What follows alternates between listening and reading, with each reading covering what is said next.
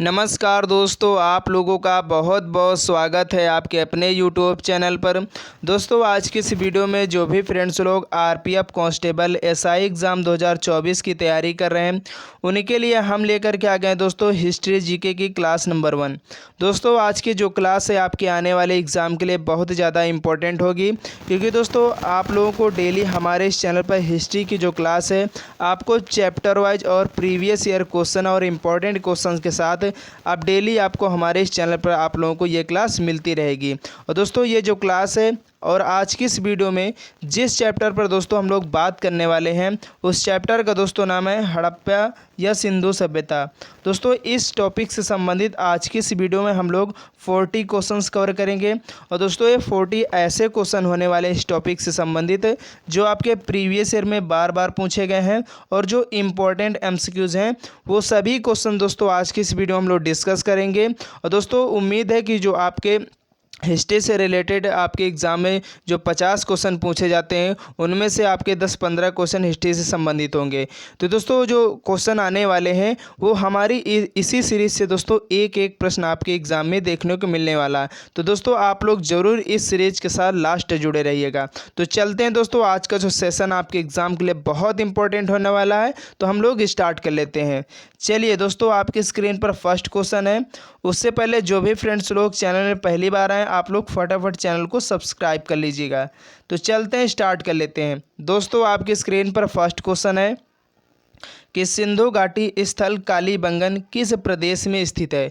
दोस्तों, आपका ये एसएससी एमटीएस में दोस्तों ये क्वेश्चन पूछा गया है कब? 2014 में। तो आपको याद रखना दोस्तों, जो सिंधु घाटी सभ्य स्थल कालीबंगन है ये किस प्रदेश में स्थित है, आपके एग्ज़ाम में बार बार पूछा जाता है। तो दोस्तों, आपको याद रखना ये कहाँ पर स्थित है।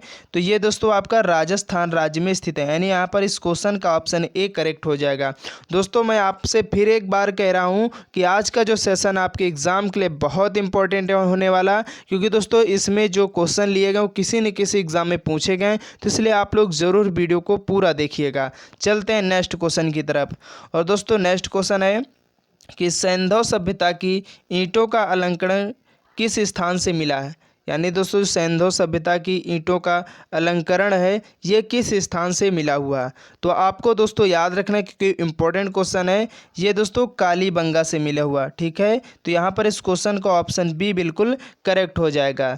चलते हैं नेक्स्ट क्वेश्चन की तरफ। और नेक्स्ट क्वेश्चन है दोस्तों, किस हड़प्पा कालीन स्थल से पुजारी की प्रस्तर मूर्ति प्राप्त हुई। दोस्तों, बहुत इंपॉर्टेंट प्रश्न है, आपको याद रखना दोस्तों, ऐसा कौन सा हड़प्पा कालीन स्थल है जहां से पुजारी की प्रस्तर मूर्ति प्राप्त हुई थी। तो आपको दोस्तों याद रखना है वो कौन सा स्थान है। तो दोस्तों, वो हड़प्पा है, ठीक है। तो इस क्वेश्चन का ऑप्शन सी बिल्कुल करेक्ट हो जाएगा। चलते हैं नेक्स्ट क्वेश्चन की तरफ कि सिंधु घाटी की सभ्यता में घोड़े के अवशेष कहाँ से मिले थे। यानी दोस्तों, सिंधु घाटी की सभ्यता में जो घोड़े के अवशेष प्राप्त हुए थे वो कहाँ से प्राप्त हुए थे। तो दोस्तों, आपको याद रखना ये सुरकोटदा से। कहाँ से दोस्तों? सुरकोटदा। दोस्तों, ये कहाँ? गुजरात में पड़ता है, तो आपको याद रखना है। चलिए, इसके बाद नेक्स्ट क्वेश्चन है कि हड़प्पा सभ्यता के अंतर्गत हल से जोते गए खेत का साक्ष्य कहाँ से मिला हुआ है। दोस्तों, जो साक्ष्य प्राप्त हुए हैं ना ये हड़प्पा सभ्यता के काल में, तो दोस्तों ये साक्ष्य जो मिले हैं यहाँ से दोस्तों आपके एग्ज़ाम में क्वेश्चन पूछा जाता है। तो आपको दोस्तों याद रखना है जो हल से जोते गए खेत के जो साक्ष्य हैं ये दोस्तों कहाँ से मिले थे। तो आपको याद रखना है ये भी कालीबंगा से। तो यहाँ पर इस क्वेश्चन का ऑप्शन ए बिल्कुल करेक्ट हो जाएगा। चलते हैं नेक्स्ट क्वेश्चन की तरफ कि किस हड़प्पा कालीन स्थल से नृत्य मुद्रा वाली स्त्री की कांस्य मूर्ति प्राप्त हुई थी। यानी दोस्तों, जो नृत्य मुद्रा वाली स्त्री की जो कांस्य मूर्ति है ये किस हड़प्पा कालीन स्थल से प्राप्त हुई थी। तो आपको दोस्तों याद रखना है ये दोस्तों मोहनजोदड़ो से। जो मोहनजोदड़ो स्थान है दोस्तों हड़प्पा कालीन स्थल है, यहाँ से दोस्तों जो नृत्य मुद्रा वाली स्त्री की जो कांस्य मूर्ति है वो प्राप्त हुई थी। तो आपको याद रखना है। चलिए, इसके बाद अगला क्वेश्चन है कि सिंधु घाटी की सभ्यता कहाँ तक विस्तृत थी। यानी दोस्तों, जो सिंधु घाटी की सभ्यता है ये कहाँ से कहाँ तक फैली हुई थी, यानी विस्तृत थी। तो आपको दोस्तों याद रखना है तो ये जो फैली हुई थी ये आपकी पंजाब, राजस्थान, गुजरात, उत्तर प्रदेश, हरियाणा, सिंध और बलूचिस्तान। दोस्तों सिंध जो है पहले इसका सिंध नाम था, जो अब पूर्व में पाकिस्तान के नाम से जानते हैं, तो आपको याद रखना है, ठीक है। ये पाकिस्तान है, ठीक है, आपका पाक है। चलिए यहाँ पर इस क्वेश्चन का ऑप्शन सी बिल्कुल करेक्ट हो जाएगा। नेक्स्ट क्वेश्चन की तरफ बढ़ेंगे। सिंधु सभ्यता निम्नलिखित में से किस युग में पड़ता है? यानी दोस्तों जो सिंधु सभ्यता है इनमें से कौन सा ऐसा युग है जिसमें पड़ता है? तो दोस्तों जो आपका सिंधु सभ्यता का युग माना गया है वो दोस्तों कौन सा युग माना गया है? तो आद्य ऐतिहासिक काल यानी प्रोटो हिस्टोरिकल पीरियड, ठीक है। तो आपको याद रखना है क्योंकि काफ़ी इंपॉर्टेंट प्रश्न है। चलिए इसके बाद अगला क्वेश्चन है कि सिंधु घाटी की सभ्यता निम्नलिखित में से किस सभ्यता के समकालीन नहीं थी? यानी यहाँ पर दोस्तों बताना है कौन सी ऐसी सभ्यता थी जो सिंधु घाटी जो सभ्यता थी उसके समकालीन नहीं थी। तो यहाँ पर दोस्तों आपको याद रखना है वो ऐसी कौन सी सभ्यता थी जिसके समकालीन सिंधु घाटी सभ्यता नहीं थी। तो दोस्तों वो थी आपकी ग्रीक की सभ्यता। अगर बात करें सिंधु घाटी की सभ्यता किसके समकालीन थी तो आपको याद रखना है क्योंकि ये भी पूछा जा सकता है। तो मिस्र की सभ्यता, मेसोपोटामिया की सभ्यता और चीन की जो सभ्यता थी इसके समकालीन दोस्तों आपकी सिंधु घाटी सभ्यता थी। तो आपको याद रखना, ठीक है, किसके समकालीन नहीं थी? तो जो ग्रीक की सभ्यता थी इसके समकालीन सिंधु घाटी की जो सभ्यता है वो नहीं थी। तो आपको याद रखना है।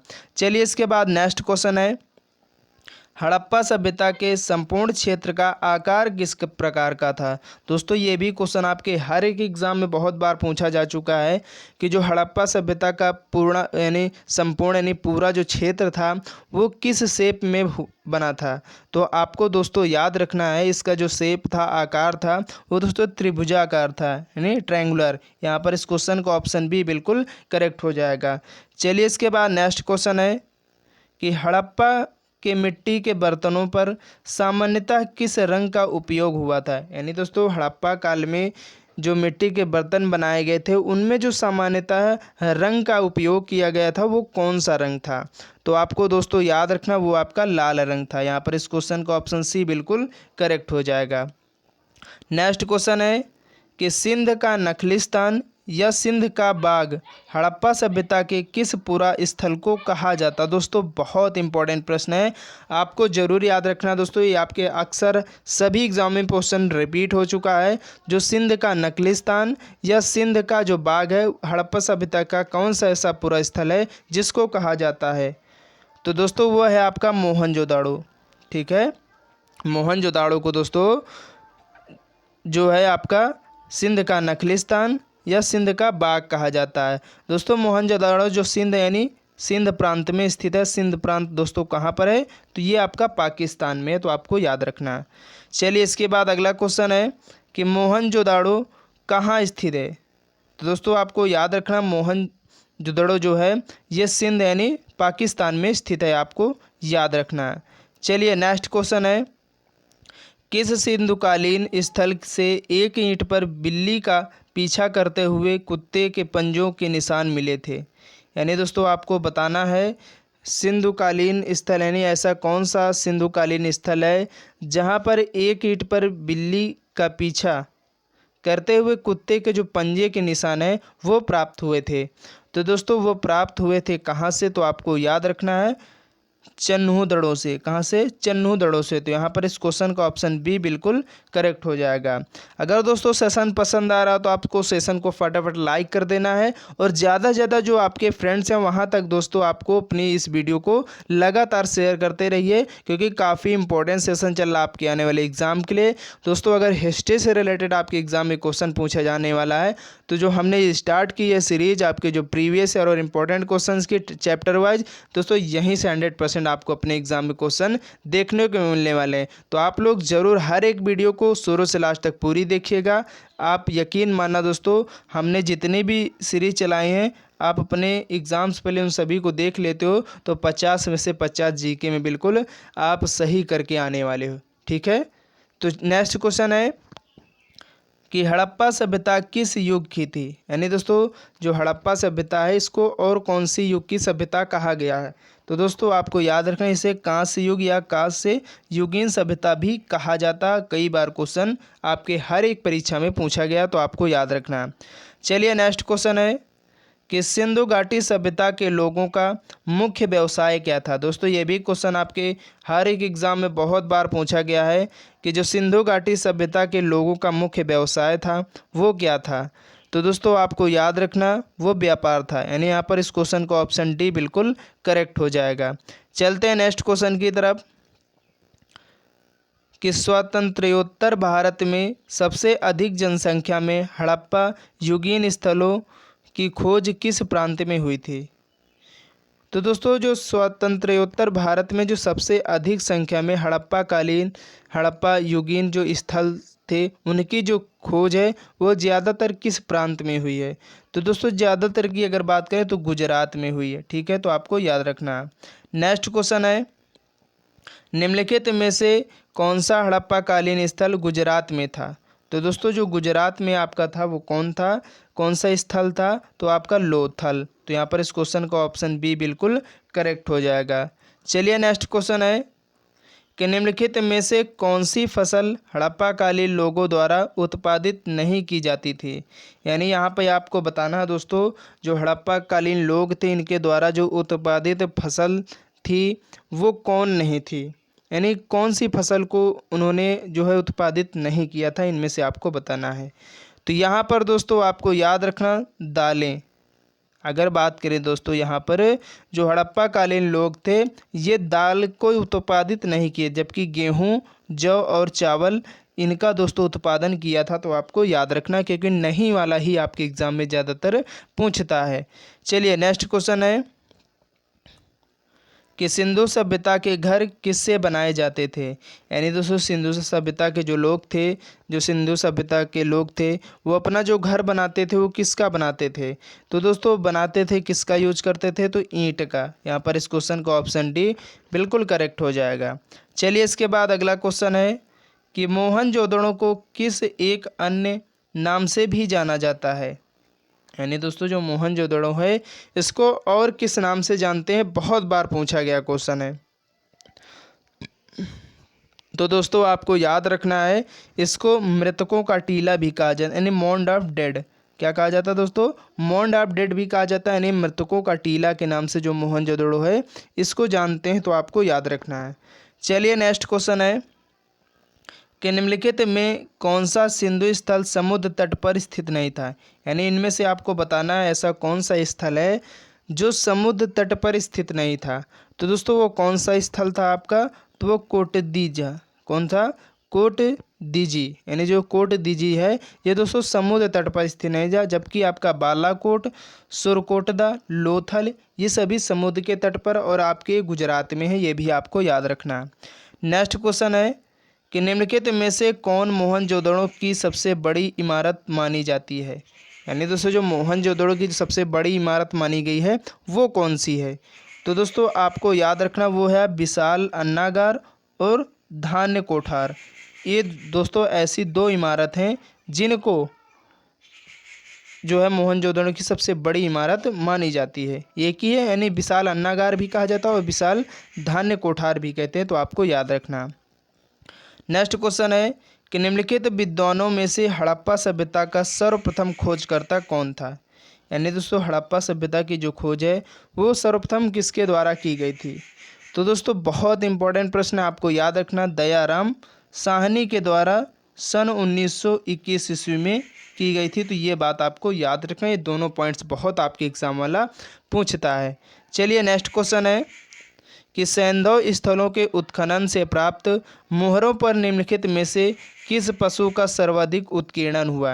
यानी दोस्तों जो सैंधव स्थल थे वहाँ से जो उत्खनन के द्वारा जो मोहर प्राप्त हुई थी उनमें किस पशु का जो सर्वाधिक है उत्कीर्णन हुआ है, यानी प्रचार प्रसार हुआ है।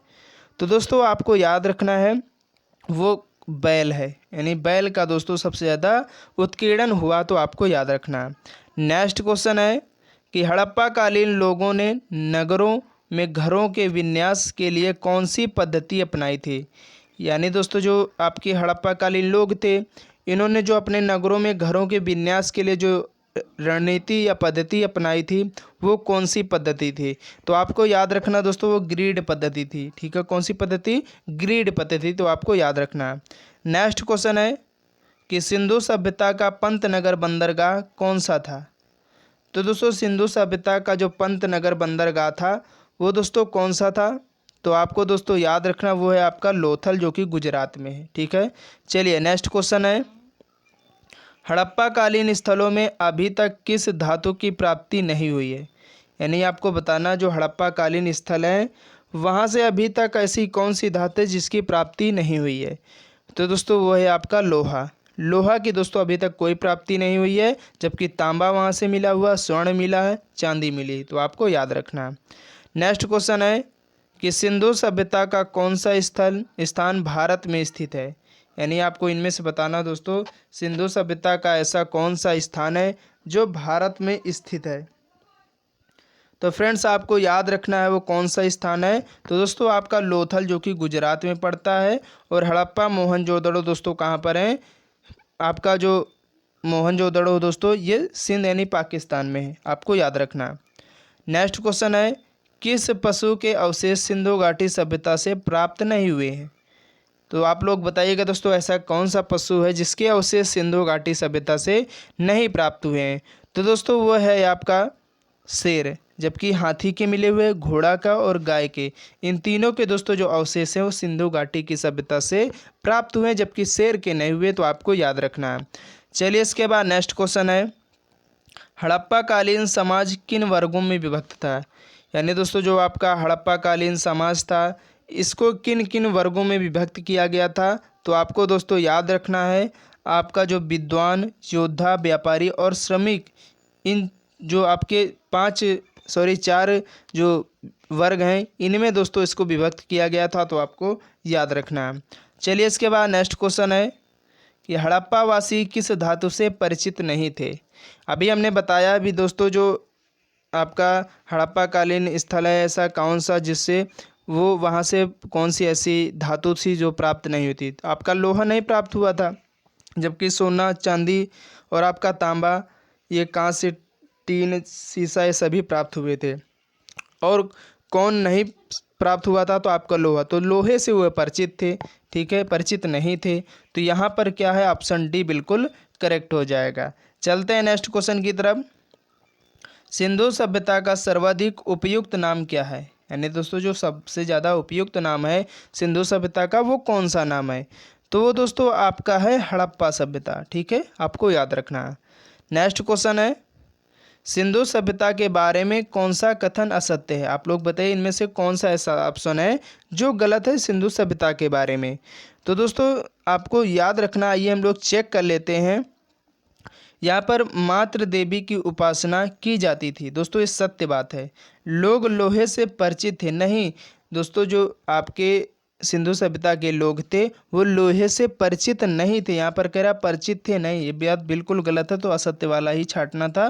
तो ऑप्शन बी बिल्कुल करेक्ट हो जाए। नगरों में नालियों की सुदृढ़ व्यवस्था थी, ये भी बात सत्य है। व्यापार और वाणिज्य उन्नत दशा में था, ये भी सत्य बात है। जबकि आपकी असत्य, लोग जो लोहे से परिचित नहीं थे सिंधु यानी हड़प्पा सभ्यता के। ठीक है, आपको याद रखना है। हड़प्पा सभ्यता की खोज किस वर्ष हुई थी? देखिए अभी हमने बताया भी था, हड़प्पा सभ्यता की जो खोज है 1921 में यानी 1921 ईस्वी में की थी दयाराम साहनी के द्वारा। ठीक है, नेक्स्ट क्वेश्चन है, हड़प्पा के काल का तांबे का रथ किस स्थान से प्राप्त हुआ है? यानी दोस्तों हड़प्पा सभ्यता के दौरान जो तांबे का रथ है वो किस स्थान से प्राप्त हुआ था? तो आपको दोस्तों याद रखना है, आपका जो दैमाबाद था वहाँ से दोस्तों प्राप्त हुआ था, तो आपको याद रखना है। नेक्स्ट क्वेश्चन है कि हड़प्पा सभ्यता के बारे में कौन सी उक्ति सही है? इनमें से आपको बताना है कि कौन सा ऐसा ऑप्शन है जो हड़प्पा सभ्यता के बारे में बिल्कुल सही बात दी गई है। तो हम लोग चेक कर लेते हैं। तो यहाँ पर उन्होंने पशुपति का सम्मान करना आरंभ किया। दोस्तों ये बात बिल्कुल सही है। अगर बात करें उनकी संस्कृति सामान्यतः स्थिर नहीं थी, ये बात गलत है। उन्हें अश्वमेध का जानकारी नहीं थी, ये भी गलत है। गाय उनके लिए पवित्र थी, नहीं। तो दोस्तों यहाँ पर ऑप्शन ए बिल्कुल करेक्ट हो जाएगा। नेक्स्ट क्वेश्चन है कि हड़प्पा कालीन स्थल रोपड़ या हड़प्पा कालीन स्थल पंजाब किस नदी के किनारे स्थित था। तो दोस्तों ये कौन सी नदी के किनारे स्थित है, तो आपको याद रखना है दोस्तों, ये जो स्थित है आपके सतलज नदी पर, यानी यहाँ पर इस क्वेश्चन का ऑप्शन बी बिल्कुल करेक्ट हो जाएगा। नेक्स्ट क्वेश्चन है कि मांडा किस नदी के किनारे स्थित था। तो आपको याद रखना दोस्तों, जो मांडा है आपका यह चेनाब नदी के किनारे स्थित था। तो यहाँ पर इस क्वेश्चन का ऑप्शन सी बिल्कुल करेक्ट हो जाएगा।